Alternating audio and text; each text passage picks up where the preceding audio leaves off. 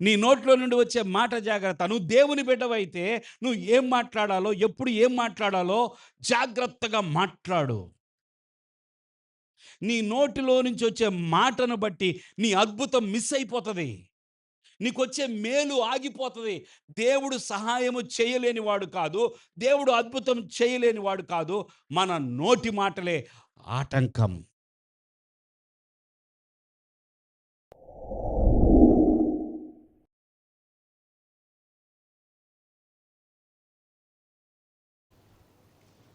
18, 19 చదువుకుందాం.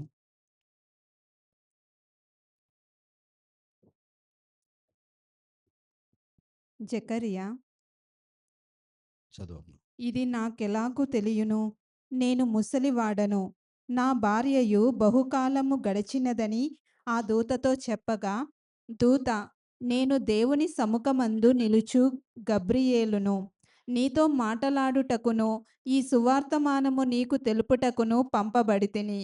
మరియు నా మాటలు వాటి కాలమందు నెరవేరును.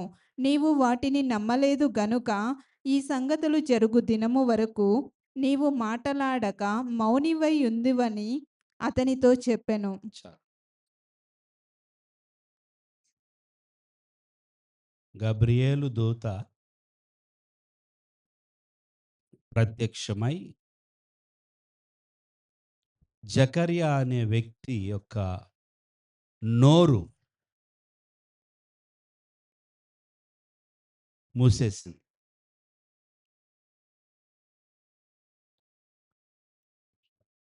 జకర్యా మాట్లాడటానికి నోరు తెరిస్తే మాటలు రావడంలా.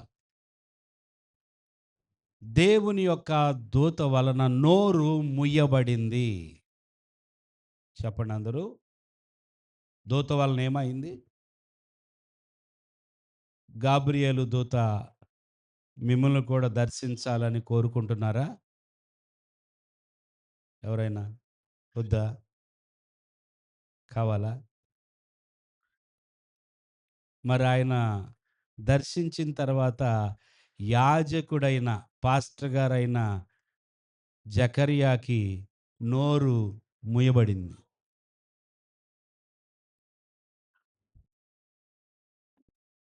దేవుని యొద్ద నుండి దేవుని దూత వచ్చినప్పుడు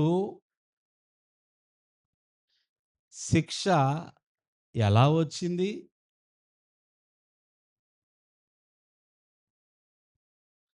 అయితే గుడ్ న్యూస్, జీవితకాలమంతయు ఇక మాట లేని వాడిగా నోరు మూయబడల.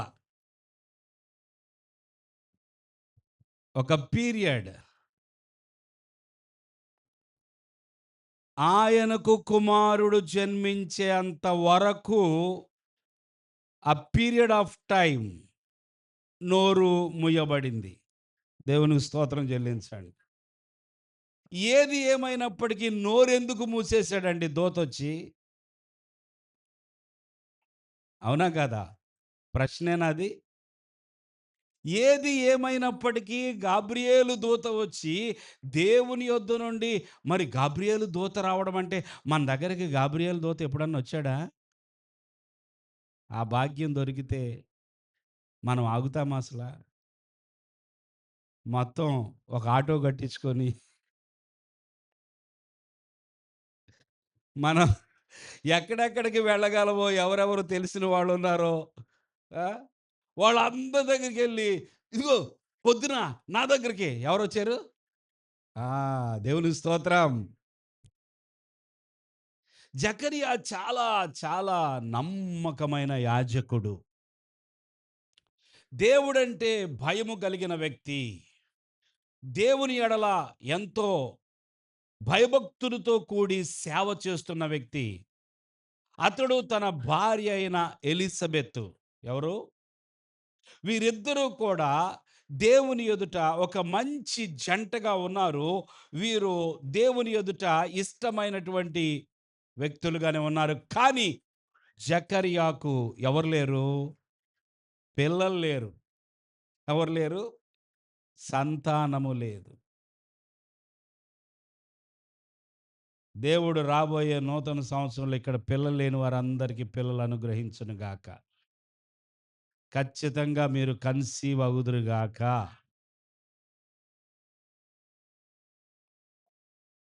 దేవుని బిడ్డలారా, దేవుని యొక్క దూత ఎప్పుడూ దర్శించలేదు జకర్యాని. జకర్యా వృద్ధుడైపోయాడు. సేవ చేసి, చేసి ఇక వృద్ధాప్యంలోకొచ్చేసాడు. జకర్యా, ఎలిజబెతు ఆమె కూడా వృద్ధురాలైపోయిందిక. ఇక ఎప్పుడు సేవ ముగించుకొని వెళ్ళిపోతారో తెలీదు. వారి వయస్సు వృద్ధాప్యములోకొచ్చేశారు. కానీ యాజక ధర్మం, దేవుడిచ్చిన పిలుపు, దేవుడిచ్చిన పనిని మాత్రం నమ్మకంగా చేస్తున్నాడీయన.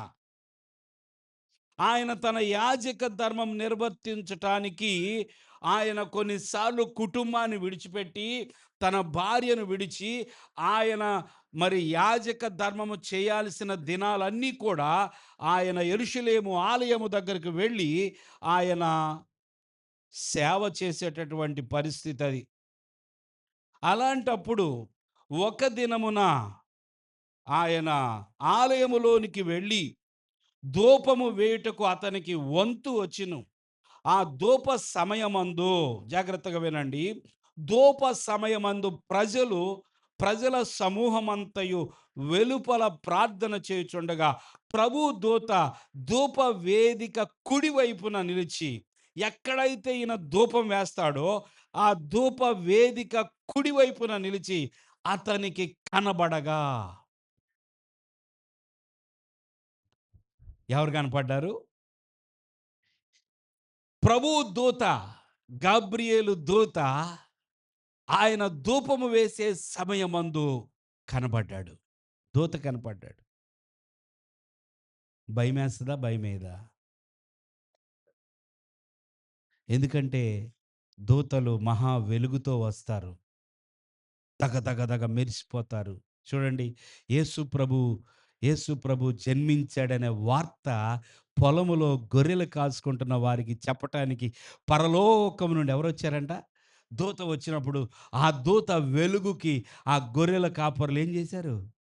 భయపడిపోయారు. చచ్చిపోయినంత పనయిద్ది. దూత కనపడాలి, కనపడాలి అంటున్నారు గానీ ఎంత పనయిద్దని చెప్పండి? చెప్పండి. ప్రాణం పోయినంత పనయిద్ది దూత కనపడితే.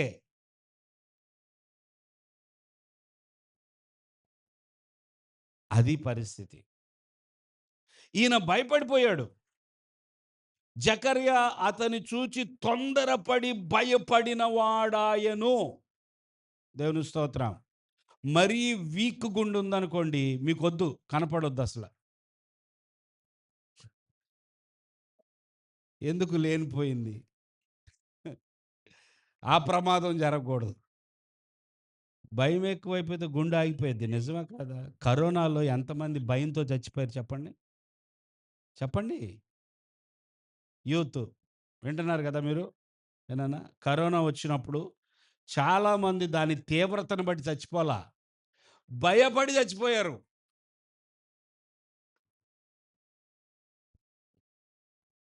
ఎక్కువ భయమేస్తే గుండె ఆగిపోయిద్ది. అందుకేనేమో దేవుడు ఎక్కువ సార్లు చెప్పాడు. భయపడొద్దు, భయపడొద్దు, చెప్పండి అందరూ భయపడవద్దు. ఆ! కానీ మరి దూత కనపడినప్పుడు ఎవరైనా భయపడతారు కదా! అది తప్పదిక. భయపడిన వాడాయను. అప్పుడు ఆ దూత మాట్లాడటం జరిగింది. ఏం మాట్లాడాడు దూతయ్య అంటే 13వ వచనంలో. అప్పుడా దూత ఆ! అతనితో, హ్మ్. జకర్యా భయపడకుము, నీ ప్రార్థన వినబడినది. గట్టిగా చప్పట్లు కొట్టండి.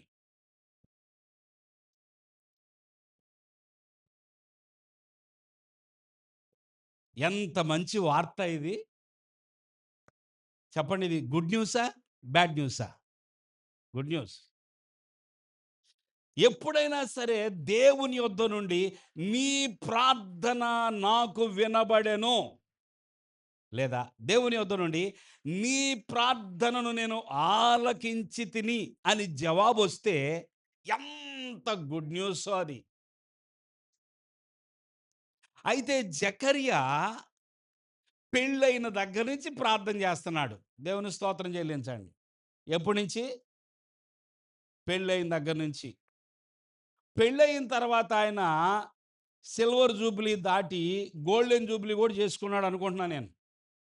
అంటే పెళ్ళైన తర్వాత ఎన్ని సంవత్సరాలు?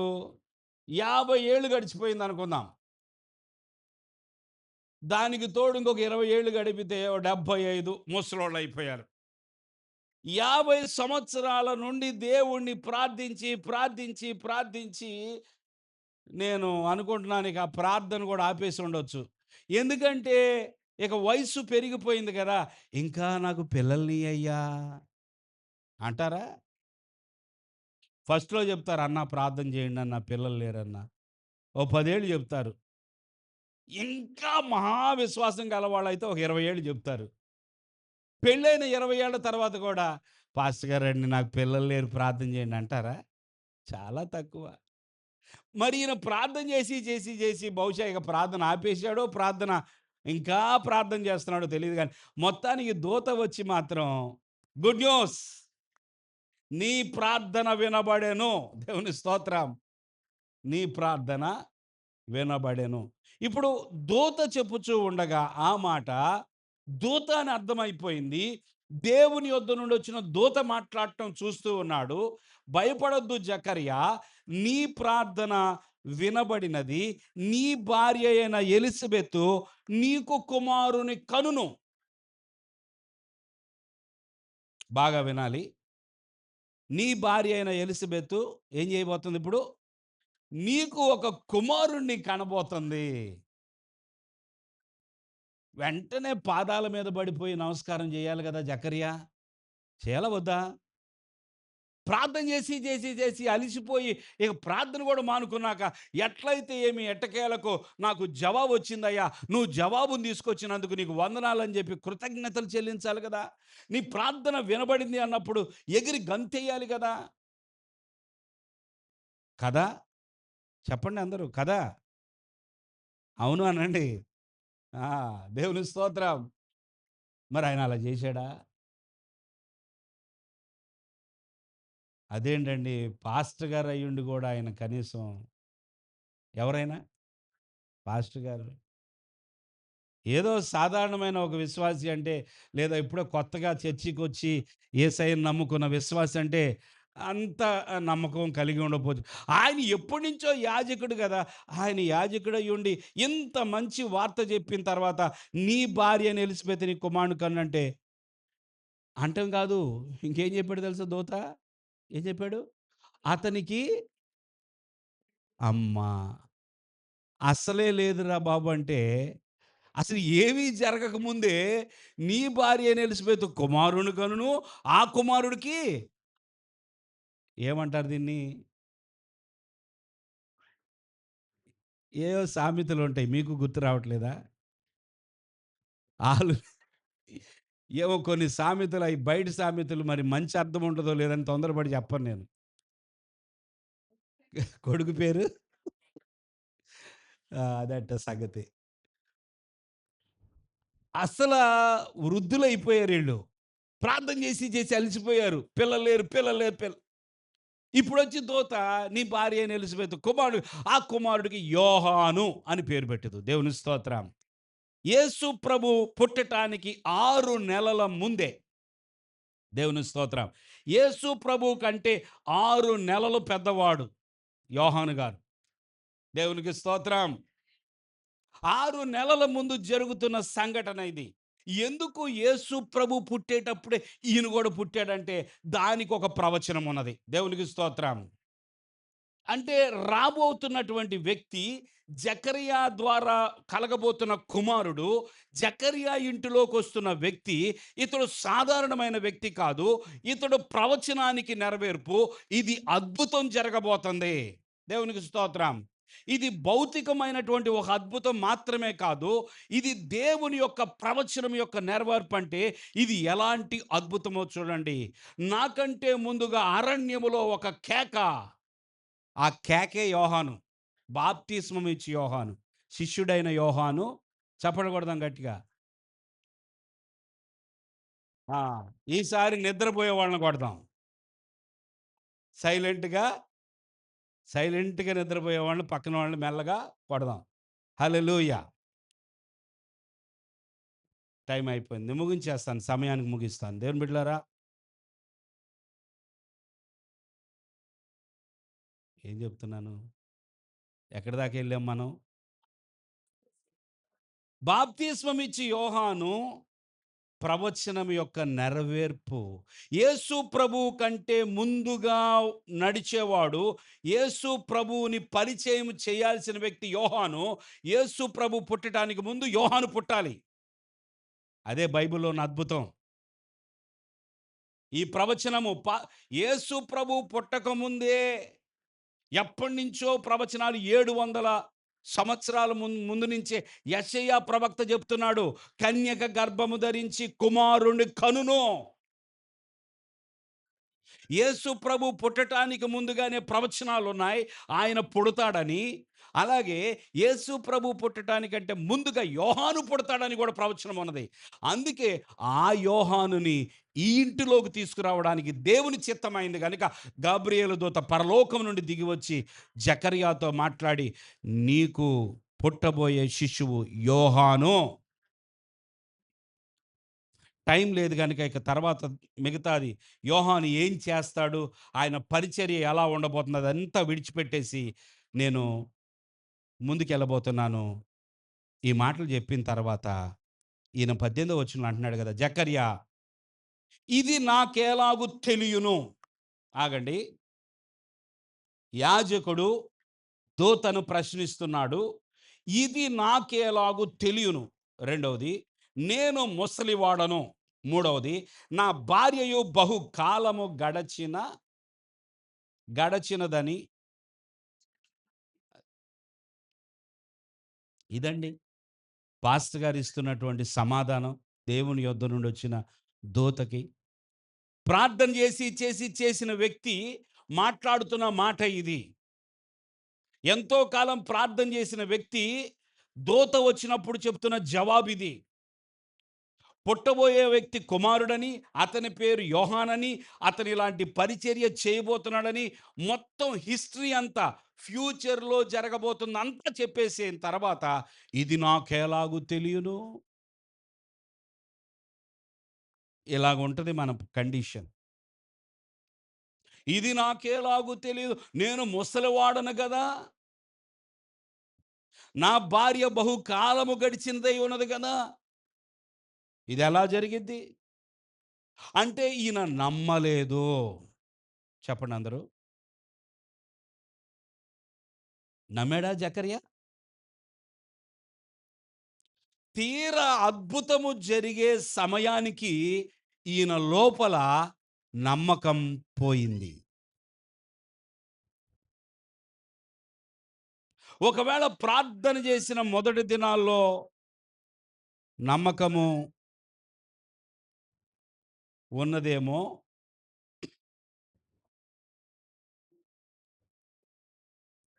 ప్రార్థన చేసిన వారికి విశ్వాసం ఉండాలి. ఆమేన్. విశ్వాసము లేకుండా నువ్వు చేసే ప్రతి ప్రార్థన వ్యర్థము.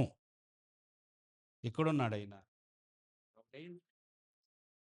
విశ్వాసము లేకుండా చేసే ప్రార్థన, ప్రార్థనే గాదు. విశ్వాస మూలము కానిది పాపము అని బైబిల్ చెప్తుంది. చెప్పండి. విశ్వాసము లేకుండా మీరిక్కడికొస్తే పాపమే. మీకు విశ్వాసం ఉంటే రండి దేవుని సన్నిధికి. విశ్వాసం ఉంటేనే పాట పాడండి. విశ్వాసం ఉంటే ప్రార్థన చేయండి. విశ్వాసం ఉంటే దేవుని మాటలు వినండి. విశ్వాసం ఉంటే దేవునికి కానుకలివ్వండి. అది లేనప్పుడు ఏది చేసినా వ్యర్థమే. ప్రార్థన చేసిన వ్యక్తి జవాబొచ్చిన తర్వాత ఆయన జీవితంలో అద్భుతము జరగబోయే సమయానికి ఇది నాకెలాగు తెలియను?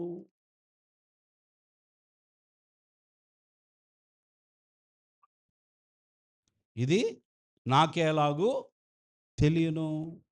ఈ మాట అనేటప్పటికి పరలోకం నుండి వచ్చిన దూతకి ఏమనిపించింది? ఏమనిపించింది? చాలా మంచి వ్యక్తివి కాబట్టి బతికిపోయావు. లేకపోతే నువ్వు మంచి యాజకుడివే. లేకపోతే అసలు ఈ పూట శుభ్రంగా నిన్ను తీసుకెళ్ళిపోయేవాడిని అనిపించిందేమో. ఏం మాట్లాడాలో దూత ఆలోచించుకొని, నేను దేవుని సముఖమందు నిలుచు గబ్రియేలును. చప్పట్లు కొడదాం. అంటే మీకు అర్థమయ్యే భాషలో చెప్తున్నా, "రేయ్! నేను ఎవరిని అనుకుంటున్నావు?" అది. "నేను ఎవరిని అనుకుంటున్నావు?" ఏమన్నాడు దూత? ఎట్ట కనపడుతున్నా నేను? నేనెవరిని అనుకుంటున్నావు? దేవుని సముఖమందు నిలుచు. దేవుని పక్కన ఎవరన్నా నిలబడగలరా? ఆయన ప్రక్కన ఉండాలంటే, దేవుని దగ్గరికెళ్ళాలంటే సాధ్యమేనా? దేవుని సముఖమందు నిలుచు గబ్రియేలు నేను. నీతో మాటలాడుటకును ఈ సువర్తమానము. ఏ వర్తమానము? ఈ సువర్తమానము నీకు తెలుపుటకును పంపబడితిని. మరియు నా మాటలు వాటి కాలమందు నెరవేరును. నీవు వాటిని నమ్మలేదు. నీవు వాటిని నమ్మలేదు. చెప్పండి అందరూ. నీవు వాటిని నమ్మలేదు. గనుక ఈ సంగతులు జరుగు దినము వరకు నీవు మాటలాడక మౌనివై యుందువని అతనితో చెప్పెను. అయిపోయింది.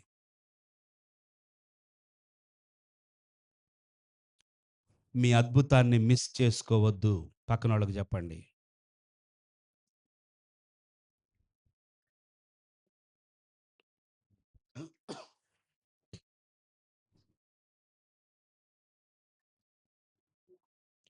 మీ అద్భుతాన్ని మిస్ అవ్వకండి. మరలా చెప్పండి.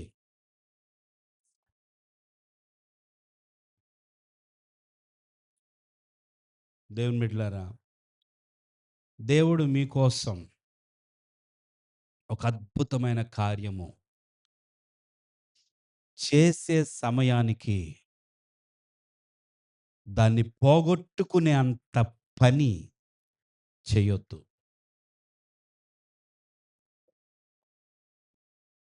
జకర్యా నోరే తనకు అడ్డొచ్చింది. ఎవరి నోరు? జకర్యా నోరు. ఆయన తన నోటితో మాట్లాడిన మాట ఎంత పని జరగబోయింది తెలుసా? ఒక ప్రవక్త జన్మించటానికి జకర్యా బిడ్డగా, జకర్యా కుమారుడుగా పుట్టబోయే ఒక ప్రవక్త ఆయన నోటి మాటను బట్టి పోగొట్టుకునే అంత పనయింది. పోగొట్టుకునే అంత పనయింది.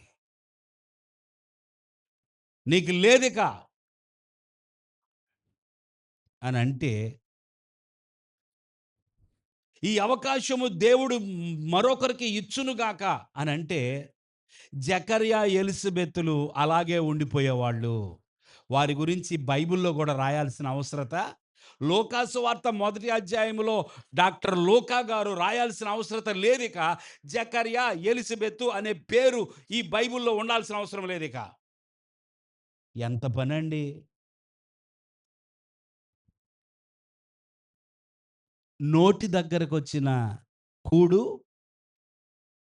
పోగొట్టుకుంటారంట కొంతమంది. ఏం పోగొట్టుకుంటారు? నోటి దగ్గరకొచ్చిన కూడు తెలుసా మాట? ఒరేయ్! నోటి దగ్గర కూడు పోగొట్టుకున్నావు కదరా! నీ దగ్గరకొచ్చిందది. ఆ! పోగొట్టుకున్నావు అంటారే! అంతటి పని జరగబోయింది కానీ అది జరగల. అందుకని దూత ఏం చేశాడో తెలుసా? నువ్వు నమ్మలేదు గనుక నీ నోరే మూసేస్తా. ఏ నోరైతే మాట్లాడిందో అవిశ్వాసముతో, ఏ నోరైతే అవిశ్వాసంతో మాట్లాడిందో ఆ నోటిని కొద్ది రోజులు తాళమేసేస్తా. లేకపోతే నువ్వు ఇంకా ఏమైనా మాట్లాడతావు. చివరికి అద్భుతాన్ని పోగొట్టుకుంటావు. మీ నోరు జాగ్రత్త. చెప్పండి అందరూ.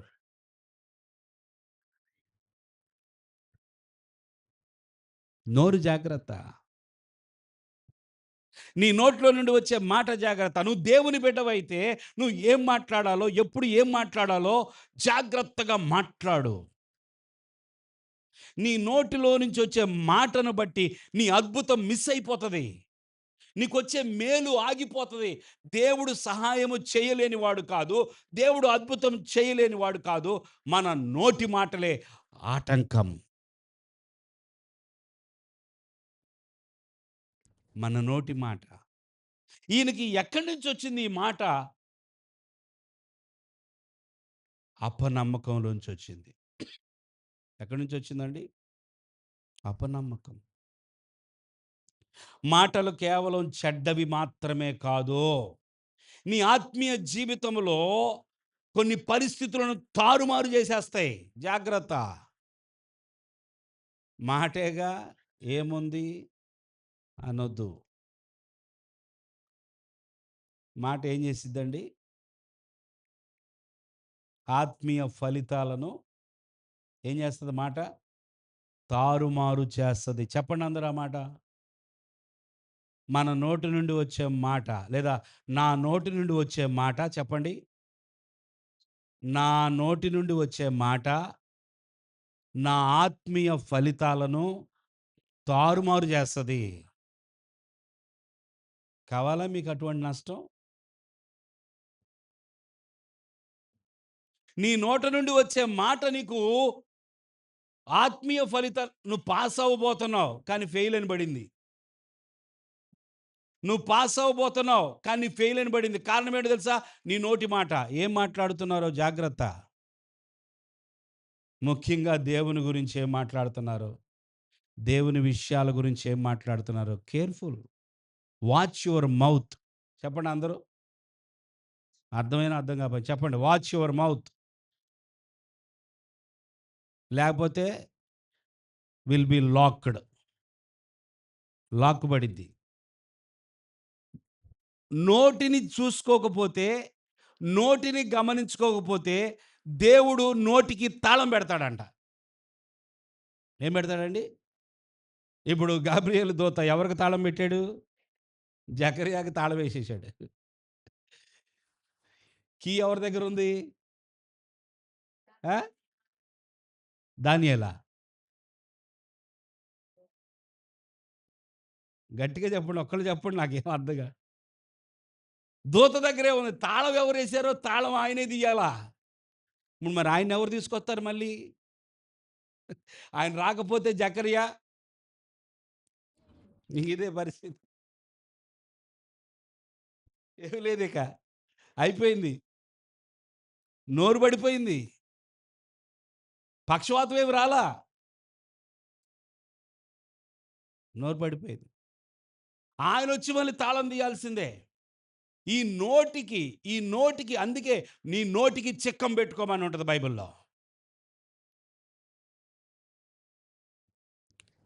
మనం ఏం మాట్లాడతామో జాగ్రత్త. అది అవిశ్వాసము నుండి వచ్చే మాటయితే అది నీ అద్భుతాన్ని అడ్డుకుంటది. నీ అవిశ్వాసములో నుండి నువ్వు మాట్లాడటం మొదలుపెడితే అది నీ అద్భుతాన్ని అడ్డుకుంటది. నోటి మాటను బట్టి అద్భుతమును పాడు చేసుకోవద్దు. నోటి మాటను బట్టి అద్భుతమును పాడు చేసుకోవద్దు. దేవుడు నీ పట్ల చేయాలనుకున్న అద్భుతానికి నీ నోటి మాట అంతరాయం కలిగిస్తది. మనకి రావాల్సినటువంటి అద్భుతమునకు వ్యతిరేకత ఎక్కడుందయ్యా అంటే శత్రువు ఎక్కడ మన నోట్లోనే ఉంది.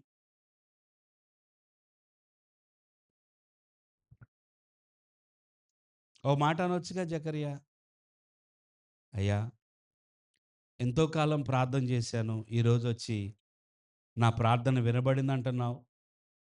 ఈరోజొచ్చి నువ్వు నాకు గుడ్ న్యూస్ చెప్పావు. దాన్ని నమ్మగలిగే ఆ శక్తి నాకు దయచేయి అనవచ్చుగా. అది తెలివంటే. కనీసం నీకు నమ్మకం లేకపోతే నన్ను క్షమించయ్యా. నాలో అపనమ్మకం లేకుండా చెయ్యి. హల్లెలూయా! హల్లెలూయా! ఇది ఎలాగూ తెలియను. నేను ముసలివాడను. నా భార్య ముసలిది అని మాట్లాడితే ఆ మాట, ఆ మాట దేవుడు అంగీకరించడు. ప్రియులారా, జీవ మరణములు నాలుక వశం. నువ్వు మాట్లాడే దాన్ని బట్టి జీవమా? నువ్వు మాట్లాడే దాన్ని బట్టి మరణమా? నీ నాలుక వశములో జీవము, మరణం. అందరూ చెప్పండి, జీవము, మరణం. జీవ మరణములు నాలుక వశం. దాని యందు ప్రీతి పడువారు దాని ఫలము తిందురు. నోటి మాటతో వారు ఆయనను ముఖస్తుతి చేసిరి, తమ నాలుకలతో ఆయన యొద్ద బొంకిరి.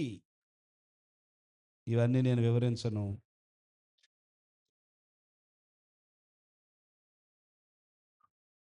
కాగా విశ్వసించితిని గనుక మాటలాడితిని. కొరింథీ పత్రిక 2 కొరింథీ 4:14.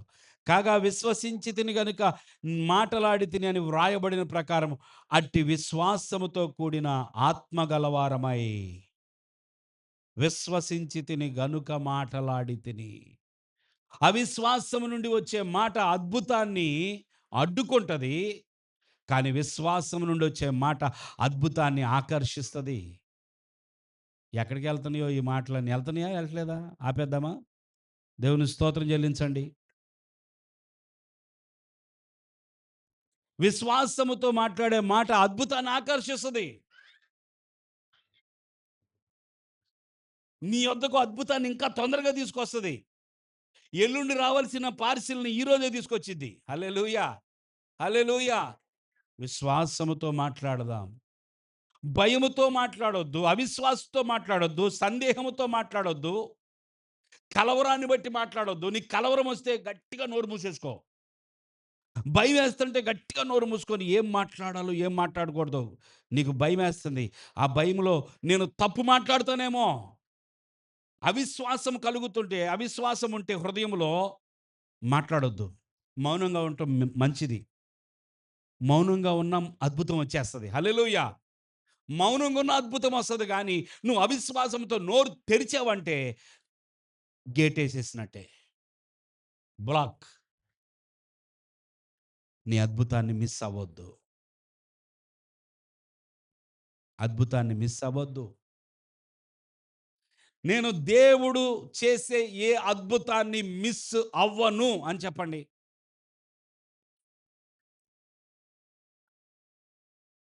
ఇంటికెళ్తా చెప్పుకుంటా వెళ్ళండి.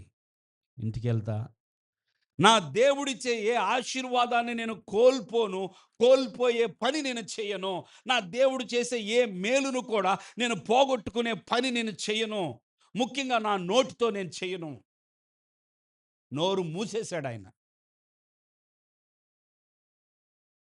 నువ్వు యాజకుడివైతే ఏంటి? ఎవరివైతే ఏమిటి? నువ్వు అవిశ్వాసంతో మాట్లాడావు. నువ్వు నమ్మలేదు. నువ్వు నమ్మలేదు గనక నువ్వు చూసేంత వరకు కూడా ఈ లోపు ఎన్ని మాటలు మాట్లాడతావో. అందుకే నీ నోరు ఇంతటితో బంద్. శాపం తెచ్చుకోవద్దు ప్రియులారా. జీవ మరణములు నాలుక వశం. మన నోటి మాటలను బట్టి మనము దేవుని రాజ్యానికి సంబంధించిన వాళ్ళమా, అపవాది రాజ్యానికి సంబంధించిన వాళ్ళమా అర్థమైపోద్ది. మీరు మాట్లాడే మాటలను బట్టి ఓహో! ఇది దేవుని రాజ్యం, ఆ రాజ్యం వాళ్ళు. మాటలను బట్టి ఈ రాజ్యం, ఇది చీకటి రాజ్యం. అందుకే విశ్వాసముతో ప్రభువా నేను మాట్లాడే కృప నాకు దయచేయి. దేవుని చిత్తమైతే బైబిల్ స్టడీలో ఈ విషయాన్ని ఇంకొంచెం ముందుకు తీసుకొని వెళ్తాను. ఇంతటితో ఈ మాటలు ఆపేస్తున్నాను. జకరియా తన జీవితంలో అద్భుతాన్ని పోగొట్టుకునే అంత పని చేశాడు. కానీ దేవుడు తన మహా కనికరము, కృపను బట్టి యోహానుని బహుమతిగా ఇచ్చాడు. హల్లెలూయా! కాబట్టి మనం అద్భుతాన్ని మిస్ చేసుకోవద్దు. దేవుడు ఈ సంవత్సర ఆఖరిలో, రాబోయే సంవత్సరంలో ఎన్నో మేలులు దాచిపెట్టాడాయన. హల్లెలూయా! అవన్నీ పొందుకోవడానికి సిద్ధపడదాం. విశ్వాసముతో దేవుని వైపు చూద్దాం. ఆయనకి సంతోషం కలిగించే విధంగా ప్రభువా నేను నీ వైపు చూస్తున్నానయ్యా.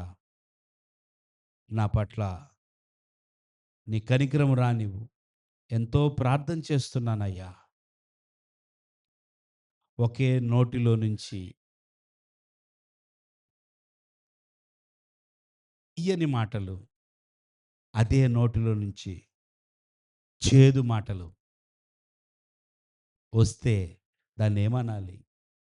ఎక్కడైనా జలుంటే అయితే చప్పనీరు, చేదు నీరు లేకపోతే తీపి నీరు. ఒక జలలో నుండి ఆ! 2 ప్రవహిస్తాయా? మంచినీళ్ళు పడ్డాయండి ఇక్కడ. ఏ నీళ్ళు పడ్డాయి? మంచినీళ్ళు, చెడ్డ నీళ్ళు పడ్డాయండి ఇక్కడ. ఏమన్నా అర్థముందా? ఈ నోట్లో నుంచి విశ్వాసపు మాటలు, ఇదే నోట్లోంచి చర్చిలో ఉండగా, చర్చిలో ఉండగా విశ్వాసపు మాట, చర్చి దాటిన తర్వాత అవిశ్వాసపు మాట. ఏం చేస్తాడు దేవుడు? దేవుడేం చేస్తాడసల? ఏం చేశాడు నాకు?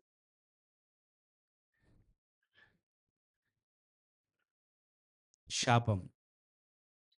దేవుడు మేలులన్నీ తరతరాలు ఆగిపోతాయి.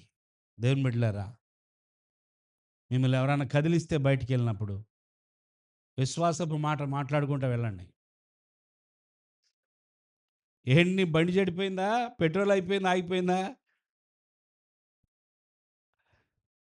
అన్నారనుకోండి. ఏమంటారు? నా దేవుడు నాకున్నాడు. పెట్రోల్ లేకపోయినా నాకు శక్తినిచ్చాడు. నేను నడవగలను. బండి ఆగిపోయింది. అవునండి. ప్రార్థనకెళ్ళానండి. ఏందో ప్రార్థనకెళ్ళి వత్తంటే ఇట జరిగి ఏం మాట్లాడుతున్నావు నువ్వు? నువ్వు ప్రార్థనకెళ్ళొచ్చేవాడివి. నువ్వు మాట్లాడే మాటేంటి? ప్రార్థనకెళ్ళానండి. బండి చూసారా? పెట్రోల్ అయిపోయింది. పెట్రోల్ ముందు చూసుకోవాలి. సరే నువ్వు చూసుకోలా. ఏదేమైనా అది పెట్రోల్ బంక్ వరకు తోసుకెళ్ళే శక్తి దేవుడు నీకిచ్చాడుగా. దేవునికి స్తోత్రం చెల్లిస్తా ఎళ్ళండి. హల్లెలూయా! చేదు, తీపి 2 రానీయొద్దు. ఒక జలగా ఉందాం. హల్లెలూయా! తలలు వంచండి.